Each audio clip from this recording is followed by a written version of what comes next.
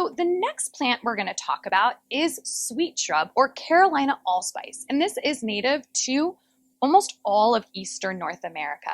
This is a fantastic shrub that gives really beautiful kind of maroon colored blooms that then turn a really deep, almost black color. So it has really beautiful full season interest. And those blooms generally come out in the spring or summer, depending upon where you are, both across the country and in elevation. They will grow in part shade to full sun. The more sun they get, the more they're going to bloom.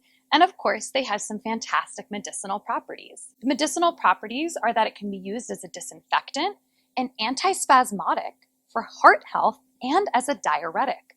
A tea is made from the root or bark, and the leaves can be used as an insect repellent, as well as I've mentioned, as a disinfectant.